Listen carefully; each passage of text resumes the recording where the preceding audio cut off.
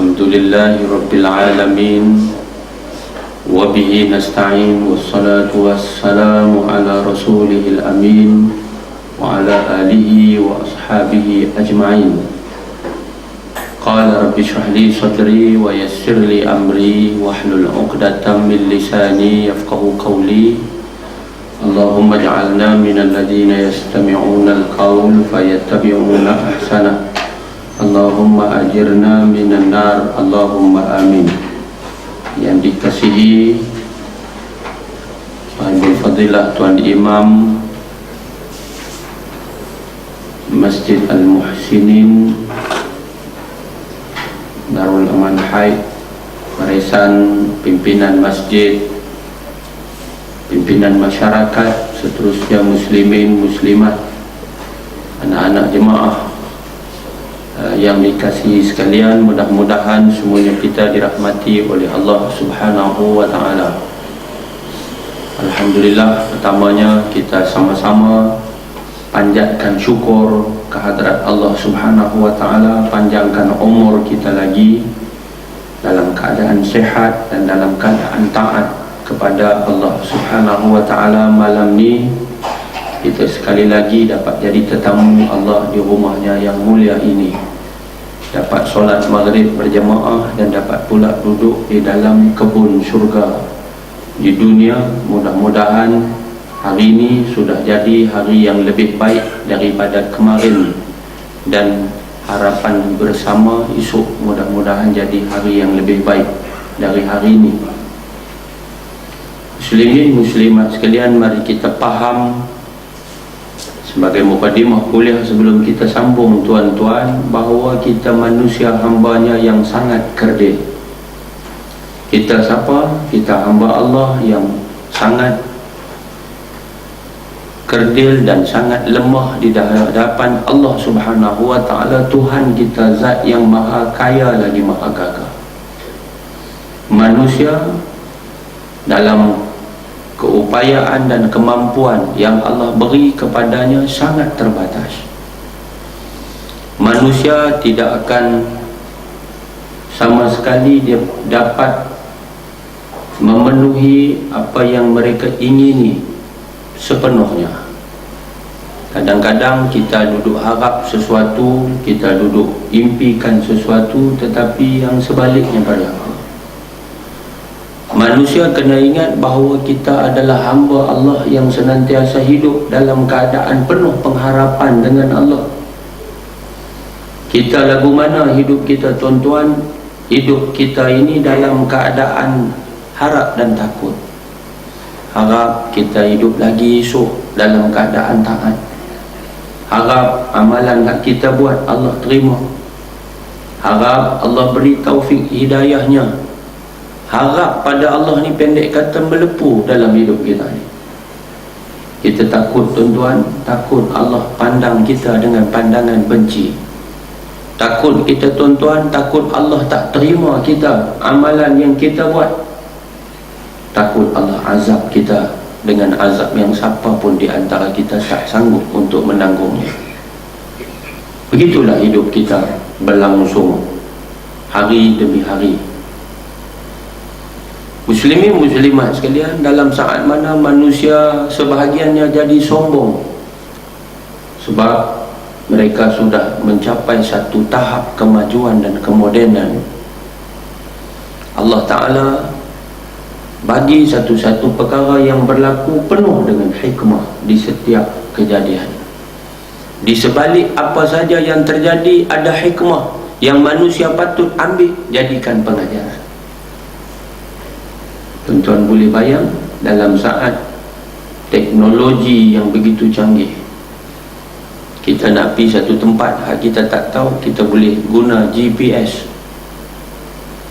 Kenderaan kereta di jalan raya bukan dekat gereknya, bukan dekat mutunya, bukan dekat lorinya, penuh mengemut. Mereka boleh detect dan boleh tunjuk dekat kita melalui GPS. Kalau ada kemudahan internet di mana-mana tempat, kita boleh tanya dan dia boleh tunjuk dekat kita sampai tempat kita nak pergi. manusia jadi hebat dengan apa yang Allah bagi kepada mereka, sehinggalah sekelompok sudah rasa macam begitu canggihnya kita ini. Kalau di atas langit sana ada sistem radar, di sana ada sistem yang lagi hebat, manusia hantar naik ke langit. Radar yang telah pun berfungsi sekian lama, kecanggihannya semakin meningkat setiap tahun. Mereka dapat melihat kapal terbang dan helikopter yang duduk terbang di udara. Baru-baru ni tuan-tuan, bukan takat negara kita dikejutkan dengan hilangnya satu pesawat yang begitu besar. Bukan kapal terbang kecil duduk di kepala batas. Ni kapal terbang yang begitu besar, membawa lebih daripada 200 penumpang. Pesawat Boeing tuan-tuan, yang tiba-tiba hilang daripada radar. Radar yang ada hari ni tuan-tuan, bukan takat dia dalam negeri, dalam negara boleh kesan. Kapal terbang masuk negeri orang, negeri tu pun boleh kesan. Mereka memang passing daripada Malaysia, nanti masuk daripada sempadan, daripada Malaysia masuk Vietnam, hantar ke Vietnam. Vietnam nanti tengok monitor, kita punya pilot kapal terbang ni duduk jalan dalam ruang udara Vietnam. Tiba-tiba Malaysia pun tak ada, Vietnam pun tak tahu. Gone. Missing in action. Terkejut bukan takat Malaysia, satu dunia. Kecilnya kita tuan-tuan. Pakar ni pun bercakap, pakar ni pun ulai bagaimana benda ni boleh berlaku. Sampai hari ni tak ada jawapan. Dah berlalu 72 jam. Amerika kata pok ni mati lah. Dan Karinah menunjukkan bahawa kemalangan itu kemungkinan besar sudah berlaku. Daripada Vietnam sudah patah balik, masuk. Orang Kota Baru di Kelantan buat report polis. Ketua polis Kemaman pun kata dia on the way nak pergi kerja pukul 8, dengar bunyi letupan dahsyat daripada laut. Cari tak tahu apa. Tanda-tanda. Itu semua Karinah ya. Tapi semua masih lagi meneka dalam kesamaran. Kapal laut keluar daripada bukan takat Malaysia, hantar dengan KD ni hantar tuan-tuan pergi. Amerika hantar. Thailand lagi, Singapura lagi, Vietnam lagi, hantar tuan-tuan. Negara-negara yang terlibat semua 14 buah negara tu, hak mana dan hak mana mampu. China guna dia punya satelit halu di atas paling canggih, on supaya boleh detect di mana pergi pesawat ni. Kalau jatuh dalam laut, pecah, nampak sisa dia. Takkan tak ada kot apa-apa kot melampung ke apa ke, tak ada juga. Kalau jatuh dalam hutan dengan keadaan cuaca yang duk kering tu ada hari ni, takkan tak berlaku kebakaran yang begitu dahsyat kot, tak ada juga. Habis tu satu pilot kanan lama punya, dia tanya dalam TV, tiba-tiba pilot tu kata, lah ni kita minta orang soleh pula. Pergi cari orang soleh, mau doa kan, kita minta kepada pencipta teknologi. Ni pencipta teknologi ni siapa dia? Manusia. Tapi pencipta kepada pencipta teknologi ni siapa? Allah Subhanahu wa ta'ala. Balik kepada basic tuan-tuan, kita dari Tuhan, kita balik kepada dia, dia tentu ada jawapan. Minta dekat dia, tiba-tiba pi ada cabengkan mana pula dah tahu kan, pi duduk, pi di jatuh kita punya Islam kita kan. Mujung dia tak bubuh serban sama bakui ke apa, pi duduk jubah apa-apa semua, pi duduk bawa bubu. Mujung lah lagi dia pergi bubuh dengan kuat, dengan tai apa semua, boleh lah juga kita. Tapi kira karut lah. Pasal apa? Benda ni tak boleh. Pasal apa? Dia kata dia Raja Bomo ke apakah, kita tak peduli. Tapi JAKIM dah lama dah buat keluar bercanggah dengan Islam. Banyak lagi kaedah Kita buat sembahyang hajat beramai-ramai, dah buat dah, tapi yang pergi ambil ramai, lepas itu wartawan pun berimpun lah, ni punya duk ada, dunia punya turun mai, mereka punya duk senek program. Tuan-tuan bayangkan backfire yang kena pada kita. Duk dah mereka kata Islam di Malaysia ni apa dia punya ni duk ada ni, bobo naik duk dengan Allahu Akbar, duk kayuh perau pula dah buat atas tu. Sallallahu semua tuan-tuan muslimat sekalian. Kita mau balik kepada siapa? Balik kepada Allah. Allah kata dalam Quran, wala nabluwannakum bi syai'in minal khawfi wal ju'i wa naqsin minal amwali wal anfusi was samarat. Kami niscaya akan uji kamu. Allah janji tuan-tuan, Allah uji kita. Jadi hidup dengan ujian satu benda yang sunnatullah. Siapa kata dia hidup dia tidak diuji, bohong.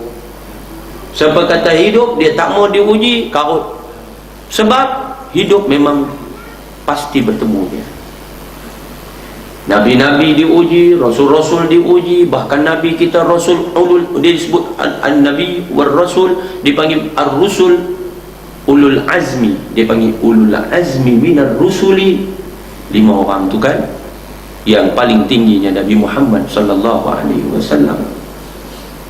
Kan Nabi Nuh, Nabi Ibrahim, Nabi Musa, Nabi Isa, Nabi Muhammad sallallahu alaihi wasallam paling teruk diuji. Allah kata apa? Bi syai'in, sikit saja, bukan banyak pun, baru sikit. Minal khawfi wal ju' wa naqsim minal amwali wal anfus was samarat.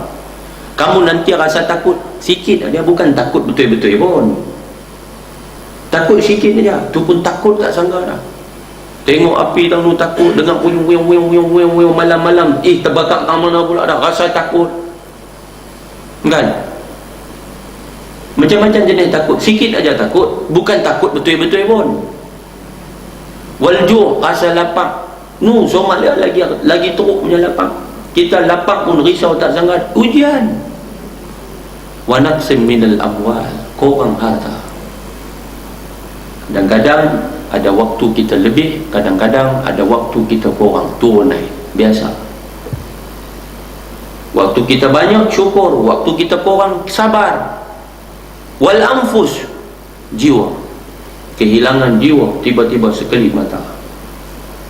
Hari ini di Syria, laporan menunjukkan kanak-kanak dia saja lebih daripada 10,000 orang kanak-kanak dia mati, tuan-tuan. Bahkan mereka menjangkakan bahawa sebenarnya jumlahnya lebih daripada 10,000, tuan-tuan, yang telah menjadi miskin tiba-tiba, yang telah menjadi pelarian, hilang tempat tinggal, juta. Ujian. Dalam dunia, negara yang paling tidak selamat hari ini adalah Syria. Tu mereka kata Allah, pasal apa? Bunuh tanpa belas kasihan. Itu janji Allah. Ujian. Wal anfus, masih masuk dalam kita anfus, jiwa. Kita bukan boleh clarify bahawa kita tidak akan mati, bini kita tidak akan mati, suami kita tidak akan mati, anak kita tidak akan mati, esok dia mesti hidup. Tak boleh. Tak boleh kata dia ni akan hidup sampai esok. Tak tahu, kita tak tahu. Tuan-tuan tengok keluarga orang rumah saya, pegawai MITI yang hilang, orang elok sedap. The only one, anak laki-laki mangga-mangga yang tu, anak bongsu dia, lagi semua perempuan. Tu bayangkan, mak tu pi hantar, pi hantar dengan tudung tu, pi hantar dengan baju tu, terbang pi 2 jam, patah balik pi baju tudung tu juga. Sampai hari ni masuk hari ke-5, duduk tak boleh lena. Dia kata, makcik tak boleh tidur, duk nampak muka anak bujang dia yang sepatutnya melaporkan diri di kedutaan Beijing, kedutaan Malaysia di Beijing, menjadi pegawai MITI, pegawai PTD, sebelum ni bertugas di Istana Negara. Tuan-tuan, tu yang kata Allah. Menikah ni seronok. Pasal apa? Pasal baru menikah. Dua orang dia kata, jom kita pergi honeymoon. Bini pun cadang, jom kita pergi honeymoon di Beijing bang. Yes, ambil tiket. Adik-beradik lain pun tak tahu, surprise. Adik dia pun tak tahu, tengok-tengok dalam Facebook aja, tunjuk gambar kak dengan abang dia yang baru menikah ni, nak selepas hijab kabul, tulis kata nak pergi mana? Pergi Beijing. Cek-cek rupanya duduk dalam kapal terbang tu, baru adik-beradik tahu. Nampak? Tuan-tuan, ada satu orang tak pernah pergi luar negara, kerja berapa lama dah, tak pernah pergi luar negara, tiba-tiba syarikat besar tempat dia kerja, bukan takat dia, berapa puluh orang hantar ni, hantar. Pasal apa? Penghargaan bagi kat mereka, termasuk kawan ni. Bini dia kata seronoklah suami nak pergi, seminggu lagi nak pergi, dia duduk siap dah. Dia ni sebagai isteri, pasal suami nak pergi, buat masak cabai ikan bilis bagus punya. No, Beijing makanan halal susah, dia goreng masak cabai ikan bilis, buat punya banyak, pasal suami nak pi tak balik dah. Tuan-tuan, ni saya duduk cerita ni, tuan-tuan bayang kalau tuan-tuan duduk tempat dia. Tuan-tuan bayang, tuan-tuan bayang tuan-tuan jadi ayah, anak pi tak balik dah. Tuan-tuan bayang tuan-tuan jadi isteri, suami pi tak balik dah. Tuan-tuan bayang tuan-tuan jadi suami, isteri pi tak balik dah, tak balik 5 hari, tak tahu tang mana. Sebab tu tuan-tuan, minta pada Allah dia, Allah pasti ada jawapan. Kalau dah tak tahu dah, dunia yang dua ada hari ni dengan teknologi yang dua ada, mereka guna macam-macam punya dua ada, tak tahu dah nak pergi minta di mana. Minta dekat Tuhan lah. Cuma cara dia bagi betul. Yang duk pergi ambil bubu buah atas kepala, ambil buluh pergi duk teropong lagu tu ni, apa cerita? Nampak tak tuan-tuan? Khurafat, bid'ah, bawa pada syirik, baca ayat Quran pun tak betul. Muslimat sekalian, alam kita ni alam nyata. Ada alam dipanggil mawara' at-tabi'ah, ada dipanggil alam metafizika. Apa dia panggil apa? Dia panggil alam apa yang di sebalik yang nyata ini. Ada satu alam lagi, satu alam lagi. Alam apa tu? Alam kita tak nampak. Apa mustahilkah kapal terbang yang begitu punya besar tiba-tiba hilang daripada radar, hilang daripada pengetahuan manusia, dia sedang berada di somewhere yang alamnya sudah berbeza? Tak mustahil. Kalau dalam dunia lautan ilmu pelayaran, zaman berzaman kita kenal sebagai segitiga kan, triangle binatang Bermuda ke apa, tuan-tuan ingat? Tapi dalam sejarah penerbangan dunia belum ada lagi hal macam ni, tak ada. Tuan-tuan bayangkan, radar duk berjalan pop hilang. Cuma hari ni baru dia faham, kalau sekiranya kapal terbang Boeing 777 ni kan, MH370 ini, kalau dia terbang rendah, dia memang akan hilang daripada radar. Tapi payahlah kemungkinan tu, dia kena terbang ikut bawah. Selalunya tentera yang ada buat macam tu, dia akan terbang dalam keadaan rendah, ikut bukit lagu tu, radar hilang. Kira dahsyat lah, malam-malam nak terbang rendah lagu tu tuan-tuan. Tapi mereka baca kemungkinan macam tu. Tuan-tuan ingat tak, ada satu tentera baru-baru ni, tentera tu dia pergi masuk dalam satu latihan bersama kumpulan dia dalam satu kawasan rekreasi dekat dengan dia, macam kita di Tupah lah, di satu negeri. Tiba-tiba pagi tu dia keluar nak pergi kencing, hilang. Tuan-tuan ingat masuk paper, dia keluar pakai kasut selipar, pakai baju celuring, pakai t-shirt celuring, bawa senapang dia, keluar tak balik dah. Heboh mereka cari ni, cari tak jumpa, batalkan latihan. Semua anggota cari, tak jumpa juga. Report polis pun turun, bomba pun turun, JPA 3 pun turun Kenyah kot tu, tak jumpa juga. Masuk hari keempat ke hari kelima, tengok duduk kat lubang, ada tepi tu ya. Lah duduk dekat aja tempat dia duduk jalan tu, kot tu tang tu. Dan dia pun tak boleh jawab, dan kawan ni pun tak boleh habang, hang pergi mana? Dia kata tak tahu. Yang pasti baju dia, seluar dia, kasut dia, senjata dia, dia duk pegang lagu tu. Baju dia macam tak kotor, seluar dia macam tak kotor, dan dia hanya sedikit letih. Boleh terima kan tuan-tuan? Mau kalau 3 hari kita hilang agak-agak, baju kita jadi ikut mana? Kita punya rambut kita jadi ikut mana? Kita punya badan kita jadi ikut mana? Tak boleh tuan. Sembahyang hajat jubah. Maknanya dia duduk di satu area, kawasan yang bukan alam nyata kita. Nampak kan? Ada satu orang, tuan-tuan ingat dulu waktu tsunami berlaku, ratus ribu punya telan. Ratus ribu. Saya pergi ke Aceh. Tuan-tuan tengok kehebatan tsunami tu punya dahsyat. Tu dia punya naik pokok nyok, tuan-tuan. Tapi dia boleh balun pantai rumah ni, peram, hancur rumah. Lebih daripada 20 biji, 27 biji kalau tak salah saya. Masjid duk seketui dan tsunami pergi pecah di tengah. Tak kena masjid. Siapa punya kuasa?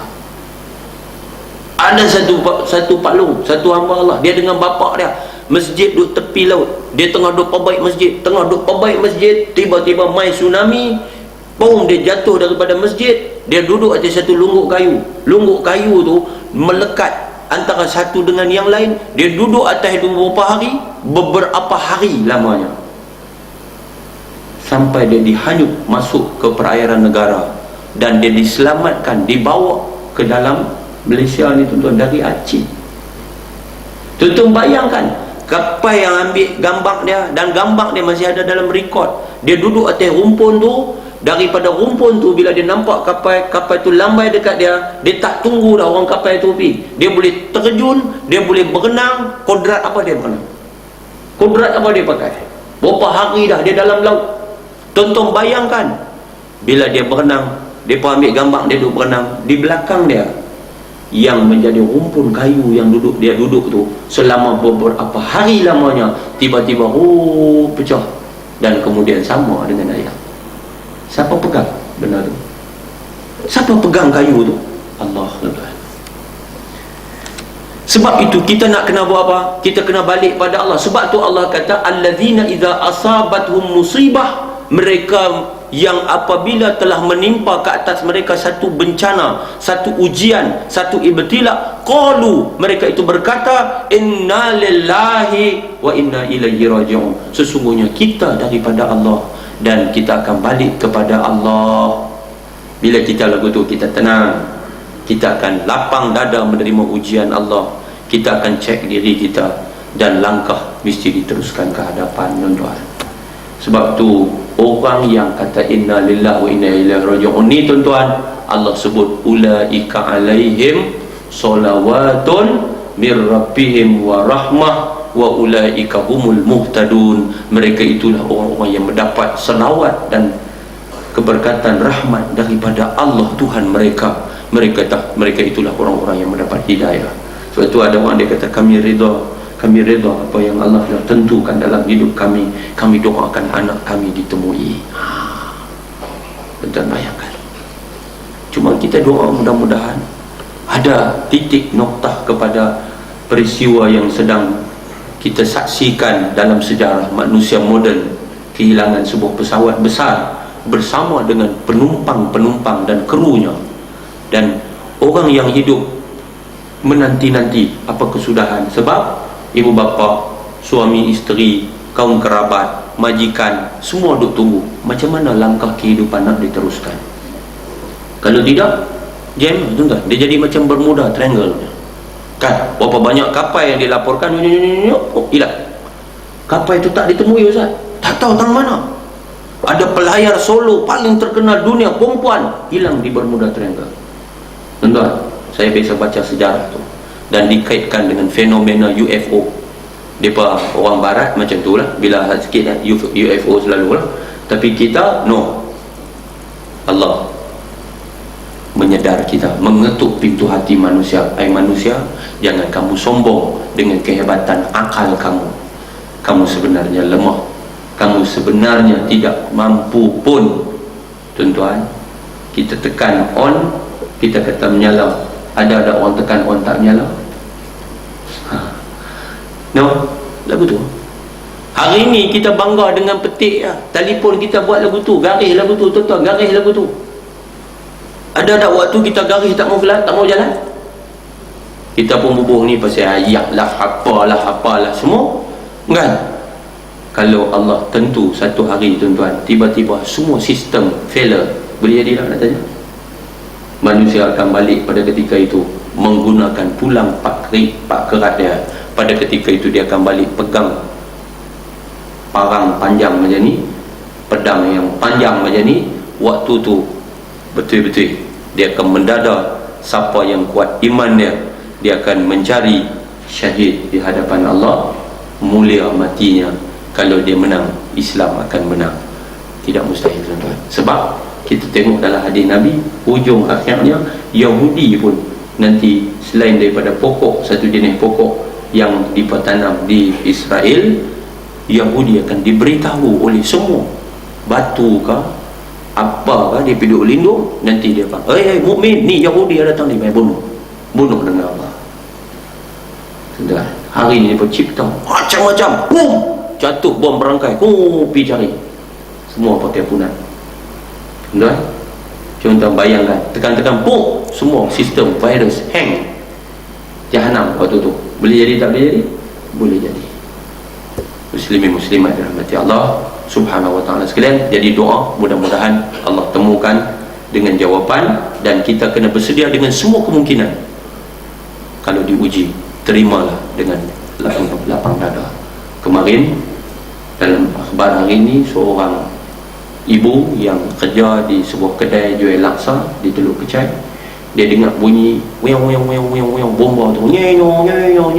Hati dia tak sedap. Rumah siapa terbakar tu, rumah siapa terbakar. Dia kalau tutup kedai, tutup pukul 9 semua, dia pun balik. Ya Allah, rumah dia terbakar. Tuan-tuan, bukan takat dia diuji, rumah dia terbakar, anak sulung dia dan anak bongsu dia berada dalam rumah tu dan mati, hangus, terbakar. Macam mana kalau dia tidak ada kekuatan? Macam mana kalau tipisnya iman? Berapa ramai yang hilang pada saat itu, tumbang, bangkit dan tumbang lagi. Ada yang memilih menamatkan riwayat kerana orang-orang yang dia perlu hidup kerananya sudah tiada di dunia ini. Hanya iman saja. Jadi ujian Allah bila-bila masa, di mana sahaja, kerana kita terlalu kecil di hadapan Allah. Tetapi Allah sediakan suatu kekuatan yang paling ampuh menghadapi segalanya, iaitu iman kita kepada janji Allah Subhanahu wa ta'ala. Bismillahirrahmanirrahim. Kita, tuan-tuan, di muka surat 17, kelima, keadaan Rasulullah sallallahu alaihi wasallam dan orang-orang mukmin. Kita masih lagi di dalam hadis yang pertama, yang kelima, keadaan Rasulullah sallallahu alaihi wasallam dengan orang mukmin. Sebagaimana yang sedia maklum bahawa tiap-tiap orang adalah berhak menjaga keadaan diri sendiri lebih dari orang lain. Tetapi Rasulullah SAW berhak menjaga keadaan setiap orang mukmin lebih daripada orang mukmin itu menjaga diri sendiri. Ini nak cerita tentang macam mana sayangnya Nabi kepada umat. Nah, pengarang kata kita ni berhak untuk jaga diri kita daripada orang jaga diri kita. Tetapi Nabi lebih berhak menjaga semua orang beriman daripada mereka menjaga diri mereka sendiri. Tu yang kata Nabi. Sayangnya Nabi dekat umat dia ni. Aduh. Dengan sifat seorang pemimpin negara dan pemimpin agama. Jadi Nabi ni, tuan-tuan, jangan kata Nabi itu adalah pemimpin agama saja. Nabi adalah pemimpin negara. Nampak? Jadi bila disebut dia pemimpin negara, makna Nabi memimpin sebuah negara. Negara Islam Madinah itu adalah negara pertama yang mempunyai piagam, ya, yang cukup tersusun. Tu. Nabi adalah pemimpin agama. Pemimpin agama ni maksudnya apa? alim, ulama. Nampak? Pemimpin agama yang mengetuai agama Nabi. Kan Nabi kata innama bu'istu mualliman, aku diutuskan menjadi guru. Guru tu adalah alim, muallim. Alim orang yang berilmu, muallim guru. Tiba-tiba apa nama Syekh Maulana Qasim Ahmad ni kata, ulama ni zaman belakang dah ni, yang jadi ketua, yang jadi karut haru biru habis semua ni, kata Syekh Qasim Ahmad, adalah Al-Imam Syafi'i. Dia pergi bubuh kata Imam Syafi'i, Ustaz. Padahal Imam Syafi'i ni zaman belakang dah. Mana pihak zaman Nabi? Bukankah Nabi ni ketua agama? Nabi itu adalah ketua kepada ulama. Nabi. Hai tuan-tuan, kita duk cakap tentang Sayyidatina Aisyah, kita tak tahu bahawa Sayyidatina Aisyah di antara perawi yang paling banyak meriwayatkan hadis. Kita tak tahu bahawa Sayyidatina Aisyah meriwayatkan banyak hadis-hadis hukum. Kita tak tahu bahawa Sayyidatina Aisyah adalah min fuqaha'il Madinah, ulama.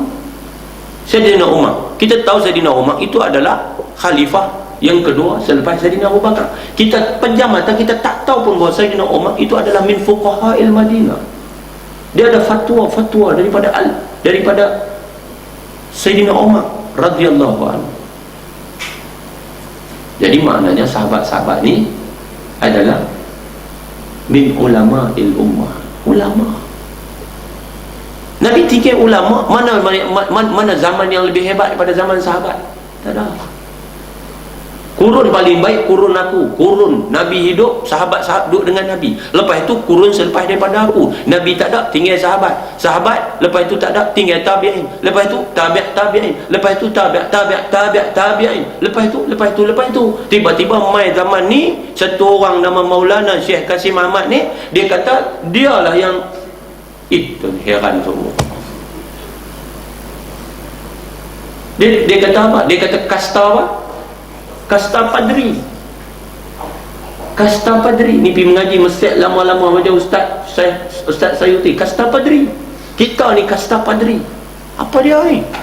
Tonton agak-agak kalau kita hidup tanpa alim ulama, laula ulama'u lasara nas kal bahaim. Kalau bukan kerana alim ulama ini tinggal oleh Nabi, yang meneruskan kerja Nabi, yang menjelaskan tentang agama kepada ummah, niscaya umat manusia ini macam bahaim, macam binatang. Qasim Ahmad, dia suruh kita tolak ulama. Dia kata ulama lah yang mencetuskan haru biru dan sebagainya. Dia pergi ambil jadi tempat ulama. Dia tak ambil. Bukankah dia kata bahawa wanita-wanita ini, mereka ini sebenarnya rambut tak wajib ditutup? Bukan dah dia dah mengeluarkan fatwa? Dia siapa? Dia kata orang perempuan ni sebenarnya tak wajib tutup rambut dia, tak wajib tutup. Dia bagi alasan. Alasan dia apa tuan-tuan? Alasan dia kerana rambut itu wajib dibasuh, macam muka wajib dibasuh.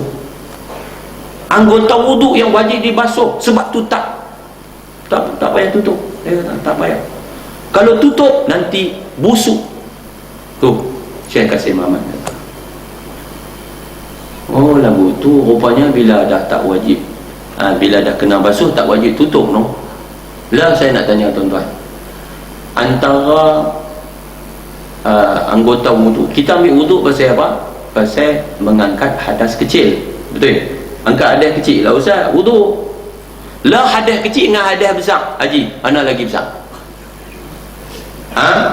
Hadas kecil dengan hadas besar, mana lagi besar? Confirm hadas besar. Okey, kita hadas besar. Syekh Qasim Ahmad, dia berhadas besar, maka dia pun mandi hadas besar, betul tak betul? Maka dia pun kena basuh badan dia. Bila kena basuh badan dia, mengikut kaedah hak dia kata tadi, oleh kerana wajib dibasuh, maka tak wajib dikatup, maka dia tak wajib pakai baju dengan seluar, dia ditoyol keluar. Mana boleh pakai kaedah lagu tu? Tak boleh. Tuan-tuan jangan kata tak ada pengikut. Tuan-tuan, saya ada satu kumpulan WhatsApp ni. Geng ni duk kerja dengan saya dululah, masa duk kerja di luar negara dulu. Mereka ni duk benong di kedutaan besar Malaysia Kahira. 2009, 2011 ada hak keluar pergi Amerika, pergi kata dah. Ada datuk, ada profesor, mereka duduk bersambung lagi silaturahim. Ada satu orang ni dia duduk Amerika. Nah, abang orang dalam tu orang mengaji lah, orang terpelajar lah, pergi kerja di sana. Dia kata saya ikut Kasim Ahmad, ikut kumpulan Kasim Ahmad 3 bulan. Dan saya mendapati banyak istilah-istilah Al-Quran yang telah diubah oleh mereka. Tu dia. Nah, abang kata ustaz, kita dah ingat tak ada orang ikut. Ada. Kalau tidak tak penuh lah tuan-tuan. Mereka boleh buat wacana, buat apa nama pemikiran Kasim Ahmad. Pak Kasim Ahmad ni tuan-tuan tengok siapa ulas dia punya kertas dia, siapa ulas dia punya tulisan. Contoh dia Profesor Dr. Chandra Muzaffar. Ni orang cerdik pandai, tapi dunia hak yang fikir open dia. Depa ni open tu. Cuba tuan-tuan bayangkan, ulama tak boleh pakai, Quran ni perlu ditafsirkan semula. Ni ada Kasim Ahmad. Hadis tak boleh pakai, ni kita mengaji hadis, tak boleh pakai hadis. Pasal apa? Pasal periwayatan. 60% tak boleh pakai mana? Dia kata pasal depa ni terdedah kepada kesalahan. Tuan-tuan, kalau tak pakai hadis, Quran pun akhirnya tak boleh pakai. Pasal apa? Pasal kita beriman dengan Nabi yang ummi. Nabi tu, Nabi Muhammad, Nabi tak boleh baca, Nabi tak boleh tulis. Nabi bukan reti baca, reti tulis. Nabi ada juru tulis wahyu. Juru tulis wahyu tu siapa? Sahabat. Jadi sahabat ini orang-orang yang siqah, orang-orang yang dipercayai. Mereka riwayat, simpan riwayat-riwayat Quran di mana? Dalam dada. Hufaz. Turun generasi kepada anak sebagainya. Tapi oleh kerana mati ramai syahid di dalam peperangan, akhirnya pengumpulan Al-Quran dan penulisan Al-Quran di dalam mushaf telah berlaku pada zaman Sayyidina Osman bin Affan. Bukan zaman Sayyidina Abu Bakar, bukan zaman Sayyidina Umar, lengkap zaman Sayyidina Osman. Sebab tu nama dia Mushaf Osmani. Maknanya kalau kita tolak hadis, akhirnya kita akan tolak Quran, sebab ia juga melibatkan periwayatan. Tuan-tuan, saya pun nak heran macam mana pok ni semayang. Dia duduk petikai ni, kita semayang ni, dia kata kita semayang tak betul. Saya try nak tahu dia ni semayang lagu mana. Tuan-tuan pergi tengok Satu Dunia, tak baca kitab pula. Tak baca apa ya? Saya geram ni. Tuan-tuan pergi tengok Satu Dunia, Syekh entah duduk Amerika. Duduk daripada Amerika, entah pergi sampai ke semenanjung Korea, sampai Jepun, sampai Sumatera, pergi sampai Saudi Arabia, entah tengok semua umat Islam, sampailah kepada Syiah yang sesat sekalipun. Mereka semayang mula dengan takbiratul ihram dan tutup semayang dengan salam. Sama. Dia mesti mula dengan takbiratul ihram, walaupun Syiah dia Allahu Akbar tu. Tapi dia takbiratul ihram. Saya nak tanya, dalam Quran ada ke? Dalam Quran ada abang tata cara dia semayang ni mula dengan takbiratul ihram, akhir dengan salam. Ada dalam Quran? Ada? Adakah dalam Quran dia mai satu set lengkap tu? Ayat tu lepas satu, lepas takbiratul ihram, nanti kau baca Fatihah, nanti lepas baca Fatihah nanti kau rukuk, lepas tu ada i'tidal, lepas tu kau sujud, lepas tu duduk antara dua sujud, lepas tu ada dalam Quran? Ada. Habis tu Syekh Maulana Ghazi Ahmad Mayang mana? Dia semayang lagu mana? Dalam Quran dia kata ya bunayya aqimis salat, anak dirikan semayang. Anak semayang. Dia kata abah semayang mana? Semayanglah. Nak semayang lagu mana? Adakah di sana dia abang cantik rokong, lepas rokong dia abang sujud? Dah, dia terpisah lah ayat tu. Dia abang warkahu marrakiin, rokonglah oleh kamu bersama-sama dengan orang yang rokong. Oh rokong, oh semayang ada rokong. Nak rokong bila? Wasjud waqtarib, sujudlah oleh kamu, dekatlah diri kamu dengan Allah. Lah sujud ada juga. Bila pula nak sujud? Ada dia sebut i'tidal? Ada sebut duduk antara dua sujud? Ada? Tak ada. Tuan-tuan ingat kita pernah sebut cerita hadis ni tuan-tuan. Nabi kata apa? Nabi kata sallu, itu fi'il amar, kata perintah. Sallu, wahai kamu semua, sembahyang oleh kamu semua. Kama ra'aitumuni usalli, macam mana kamu tengok aku sembahyang. Jadi Nabi yang kata hadis bukan takat Nabi bercakap. Atas saat Nabi bercakap pendek aja, Nabi buat, itu juga hadis. Jadi hadis itu yang Nabi cakap, yang Nabi buat, itu hadis. Jadi hadis Nabi memperincikan Quran, bayan Quran. Fa in tanaza'tum fi syai'in farudduhu ila Allahi war Rasul. Maka kalau sekiranya kamu selisih pandangan, pendapat tentang satu-satu perkara, baliklah kamu kepada Allah. Tanya Allah, maksud tanya Quran. War Rasul, tanya siapa? Tanya Nabi. Tanya Nabi. Tanya Nabi itu maksud apa? Hadis.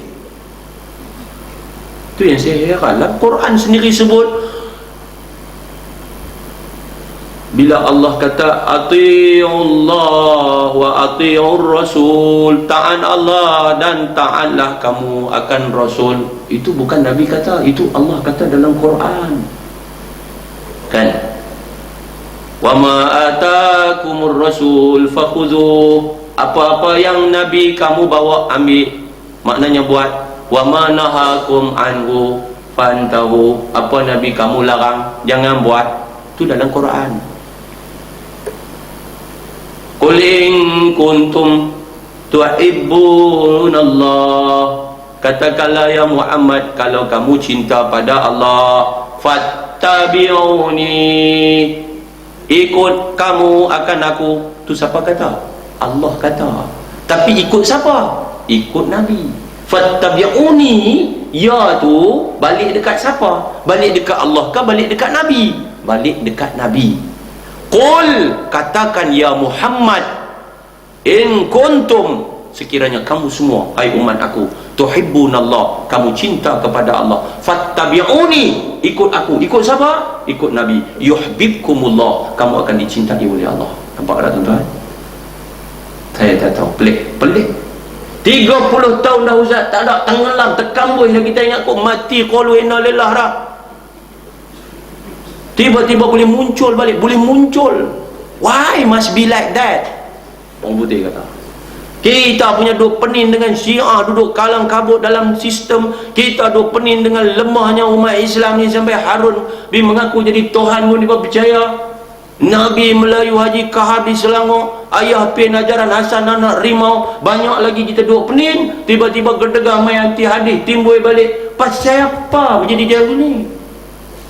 Ni tuan-tuan, ada satu orang dia kata, dia cerita dia ni kawan kasihan amat orang belah kita ya sebenarnya. Orang belah mana tau, Pinang ke mana, duduk belah Pinang kan.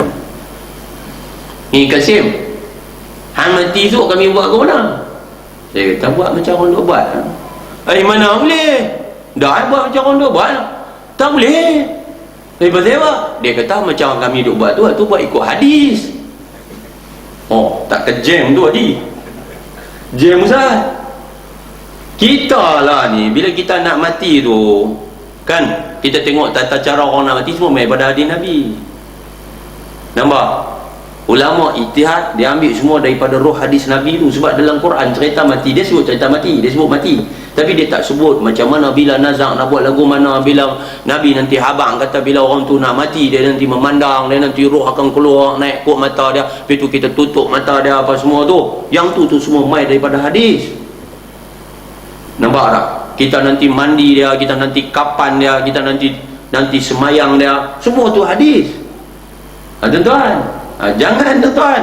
Jadi dalam Quran cerita mati lagu mana? Tu Kasim terkancing tuan-tuan. Adakah dia ni bila mati kita ambil bulan guni? Oh, jam. Allahu akbar kabira tuan-tuan. Kan? Pasal apa? Yang kapan, cerita kapan, semua ni hadis. Dalam cerita Quran, cerita mati nak buat lagu mana tu, cerita anak Nabi Adam, betul tak? cerita Qabil dengan Habil dulu, long time ago Ustaz. Tak tahu cerita dia. Bila dia bunuh saudara kandung dia, dia nanti jadi duk jam, dia nanti duk fikir macam mana dia nak buat, dia tak tahu nak buat. Sebab itu sejarah pertama insan, anak Adam dibunuh. Akhirnya Allah hantar ghurab, menatang burung gagak duk berkeli depan dia. Lepas tu mati seekor, lepas tu seekor lagi tunjuk cara nak buat lagu mana, simulasi. Dia pun buat lagu tu lah, korek kamu lagu tu lah. Tu ada maknanya kasih mau buat lagu tu kah? Ni tuan-tuan, kita pergi buat kerja haji, kita duk pergi buat umrah. Dia ni buat haji di mana, tanya dia. Wa azzin fin nasi bil hajj, kan? Walillahi 'alan nasi hajjul bait. Di mana? Di Mekah. Yes, pi Mekah, pi lagu mana? Ada dalam Quran. Disuruh pakai nanti ihram, kain ihram, nanti lagu ni, nanti ikat lagu ni, kita tak boleh pakai seluar sependa apa semua tu ada di abang kan? Miqat Makkah ni ada, miqat zaman ni ada. Bukan? Kita naik sampai tang Yalamlam. Kalau mai daripada Madinah sampai di Bir Ali, nanti kita sampai di Mekah nak buat lagu mana, nanti masuk di pintu tengok Baitullah nak baca apa, nanti kita tawaf membahu kirikan Baitullahil Haram, kita nanti tawaf 7 keliling, nanti kita baina Safa wal Marwah 7 kali, lampu hijau, nanti kita berlari-lari anak. Ada dia cerita lagu tu lengkap sempurna? Ada? Tak ada. Tapi mereka tak pakai hadis juga, tuan-tuan. Saya heran. Sedangkan Nabi kata simple saja. Nabi kata khuzu anni manasikakum, ambil daripada aku macam mana kamu nak kerja ibadat haji umrah kamu. Oh, tengok Nabi buat, yes, kita pun buat macam tu. Jadi mai daripada hadis Nabi. Hadis Nabi itulah yang memperincikan Al-Quran. Jadi muslim-muslimat dirahmati oleh Allah Subhanahu wa taala sekalian, jadi tang Nabi sayang kat kita ni confirm dah. Tinggal kita umat dia macam mana nak membuktikan sayang kita kepada Nabi. Jadi kalau kita sayang dekat Nabi, kita bertahan dan berkubur di dalam akidah Ahlussunnah wal Jamaah yang satu-satunya disebut akidah yang najiyah, akidah yang mansurah, kita yang akan dibantu, ditolong masuk dalam syurga Allah. As-Sawadul A'zam ini, bertahanlah, tolak segala ajaran sesat, tolak semua kesesatan selagi apa yang kita pegang di atas akidah Ahlussunnah wal Jamaah, ma ana alaihi wa ashabi, apa yang aku pegang kata Nabi dan sahabat-sahabat aku pegang, yakinlah kita berada di jalan yang benar dan lurus. Jadi Nabi adalah pemimpin negara, Nabi juga adalah pemimpin agama. Tuan-tuan jangan ragu-ragu, jangan tuan-tuan duduk confuse lagi bahawa Nabi kita adalah pemimpin negara, Nabi juga adalah pemimpin agama dalam waktu yang sama. Orang putih saja ada dua ajar, sebab mereka yang mengasaskan sekular, memisahkan di antara agama dan kehidupan atau dipanggil dunia. Dia kata biar agama kepada orang agama, negara kepada orang pemimpin yang mereka punya lah. Sebab zaman dulu padri-padri conquer, gereja conquer, mereka punya kerajaan ditentukan oleh gereja. Mereka sakit hati, akhirnya mereka pecah, tuan-tuan, gereja, raja, akhirnya tidak ada di situ panduan dan pedoman yang tertentu yang menyebabkan berlaku makin jauh mereka daripada kebenaran. Apalagi agama mereka adalah agama yang tidak lagi berpegang di atas ajaran tauhid, kerana Masihi dan Yahudi walaupun asalnya daripada Allah, tetapi dengan campur tangan kesesatan yang ditulis di atas tangan-tangan pendeta-pendeta mereka dan padri-padri mereka telah menjadi sesat barat, dan akhirnya mereka telah pun semakin jauh daripada kebenaran, dan akhirnya negara juga makin jauh daripada keadilan. Betul. Kalau tuan-tuan tengok awal-awal dulu kan, saya tengok kadang-kadang dia tengok, oi depa ni bagus ni, asyik-asyik lu pakai tudung Ustaz. Jadi saya tengok sejarah tenis umpamanya, sejarah tenis, orang perempuan depa main tenis dulu tuan-tuan pakai baju labuh. Terkejut kita, dia pakai baju labuh, bukan skirt tuan-tuan, midi bawah ni pakai baju labuh. Pasal apa? Waktu tu agama dia kuat lagi tuan-tuan. Akhirnya naik tinggal banyak tu ya tuan-tuan.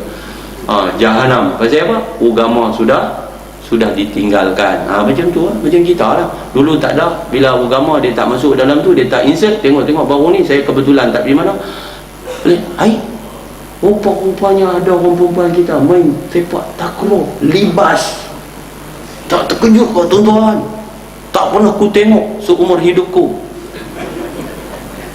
Syekh, kalau dekat kita ni Adnan Saidin lipat gulung apa semua tu, kita orang jantan ni tuan-tuan, ni perempuan ni gulung kat atas ni tu, gulung. Siam tu Thailand tu, Siam tak apalah, dia tu Al-Kafir, dia lipat gulung apa semua. Ni anak dara kita Islam ni lompat naik tinggi pada net tu, tahan paha dia lembut tu, betih dia lembut tu, kedebum kena bola yang keras tu tuan-tuan. Bayangkan dia boleh selamba. Cuba bayang dia menikah jadi bini kita. Kita suar-suar kat ni tiang katil ke apa, tengok kaki bini kita. Tak boleh tuan-tuan, berlanggak dengan fitrah. Tapi dia buat juga. Pasal apa? Pasal ikut nafsu. Kita tak ikut agama. Jadi tekat tu lah kita baca malam ni. Tuan-tuan jangan kecil hati. Tak apalah, tanda lah tekat tu. InsyaAllah kita akan sambung dekat pemimpin negara dan pemimpin agama. Dan saya tadi Ustaz minta supaya kita buat tahlil. Ada kematian seorang saudara kita tadi yang saya dipahamkan. Kita semayang juga di sini tadi. Apa nama dia Ustaz? Ya, Kicin. Kita buat tahlil ringkas sebelum kita solat Isya. Ya, hadratan Nabi Mustafa Rasulullah sallallahu alaihi wasallam wa ila ikhwani wa abain al-anbiya'i mursalin. Shalawatullahi wa ala ashabihi wa tabi'in salawatullahi alaihim ajma'in. Wahi abaina wa ummahatina wa ajdadina wa muallimina wa ila rahman tama'na hahuna bisababi syai'ul lillahi lahumul fatihah. A'udzu billahi minasy